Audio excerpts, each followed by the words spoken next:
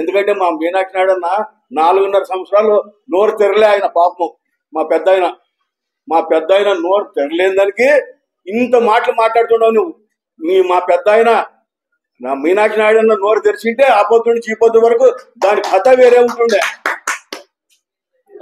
అంటే మా ఇన్ఛార్జ్ చేసిన లోపంకి వీటి వరకు వచ్చింది ఈ వ్యవహారం. ఈ పొద్దు మాట్లాడినాడంట, నేను నన్ను వినలేదు. ఆయన వాయిస్ చాలా బాగా మాట్లాడాడంట మా అన్న మీనాక్షి నాయుడు అన్న. ఇట్లా మాట్లాడింటే ఈ పాటికి ఫుట్బాల్ ఆట ఆడిస్తుంది. మత కార్యకర్తలకు ఎంత ఊపి వచ్చేది తెలుసా అయిపోతూ మా అన్న మాట్లాడింది దానికి. అట్లా మాట్లాడాలా, మాట్లాడాలా. ఇప్పుడు ప్రతిపక్ష నాయకుడు నువ్వు ఇన్ఛార్జ్ ఎట్లుండాలా? ఏమన్నా అది ఉంటే కార్యకర్తలను ఊపు వస్తుంది. యాడుండే ఊపు ఈ పొద్దు నుంచి వస్తుంది ఊపు. నువ్వు మాట్లాడినావు, ఈ పొద్దు నుంచి ఊపు వస్తుంది. ఏం చేస్తామన్నా మరి వాళ్ళకి తెల్లాలా, నాకెట్లు తెలుస్తుందని మీరు అడిగితే ఆయన్ని అడగాల. ఎందుకు మాట్లాడలేదన్నా 4.5 ఏళ్ళు అని మీరు ఆయన్ని అడగాల. మీరు నన్ను అడుగుతారు కదా, నాకెట్లు తెలుస్తుందన్నా? అట్ట కదా విషయం చెప్తున్నాను నేను. అన్నా చాలా మంచిది మా అన్న మాట్లాడాడు మీరు, చాలా మంచిది. ఎందుకంటే ఇవే మాటలు ముందు నుంచి మాట్లాడింటే ఎంత ఊపు వస్తుండే తెలుసా? ఊర్లో కార్యకర్తలను ఎంత ఊపు వస్తుండే. మా నాయకుడు బాగా ఊపుతుంటాడు. ఆ నాయకుడు ఊపు లేని దానికే ఈ పొద్దు ఈయన ఇట్లా మాట్లాడుతున్నాడు. మాట్లాడేవాళ్ళే మాట్లాడుతుంటాడంట. తప్పు కదా అది. మాట్లాడే వాళ్ళకి స్వేచ్ఛ ఇయ్యాల. అరే మాట్లాడండి, తప్పేముండో. తప్పుడు మాటలు మాట్లాడతాడు. తప్పుడు మాటలు మాట్లాడరాదు, మంచి మాటలు మాట్లాడాల. దానికి నీవు సమర్థించాలా. మాట్లాడేవాడిని వద్దు మాట్లాడుతుంటే అదేం పద్ధతి? మాట్లాడాలా. 4.5 ఏళ్ళు వాయిస్ లేదన్నా, ఇప్పుడు వచ్చిందన్న వాయిస్. జనంకి అర్థమవుతుండదు వాయిస్ ఎందుకు వచ్చిండదు కూడా అర్థమవుతుండదు. ఇప్పుడు ఎట్లుందంటే ఆదోన్లోన జెండా ఎగిరియాల, ఒకటి తెలుగుదేశం జెండా ఎగిరియాల.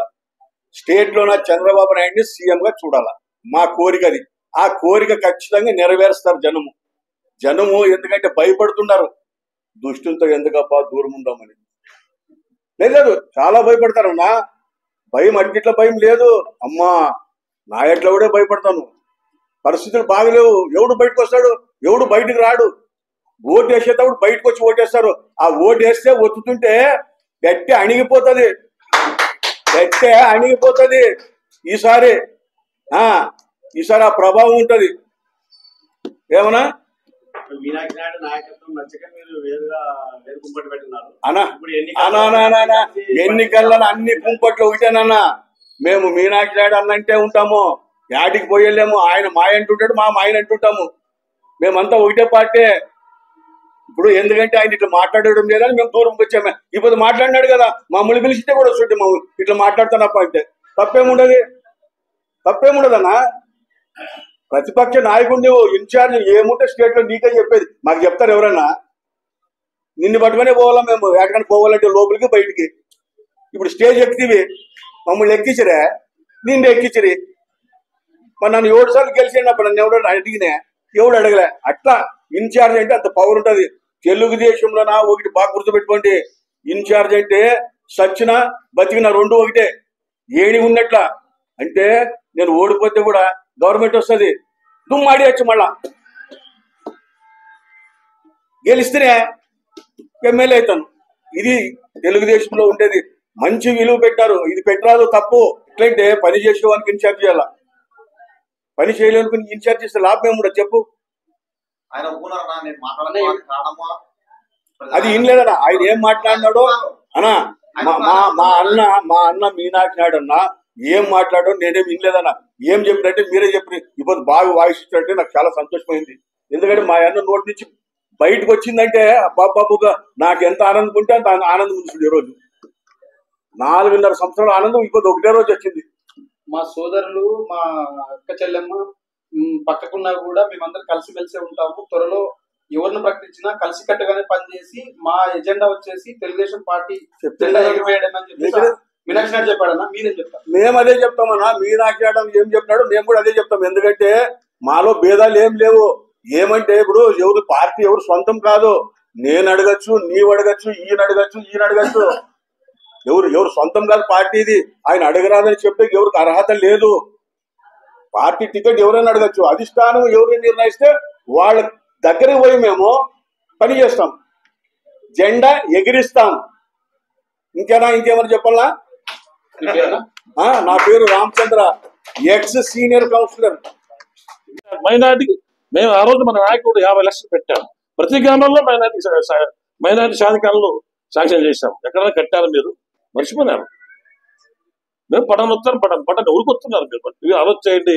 మాట్లాడేటప్పుడు మా నాయకుడు ఎట్లవాడు ఈ రాష్ట్రంలో కాదు ప్రపంచంలో మా నాయకుడి కోసం లోపల పెడితే అందరూ సంఘీభావం తెలిపారు.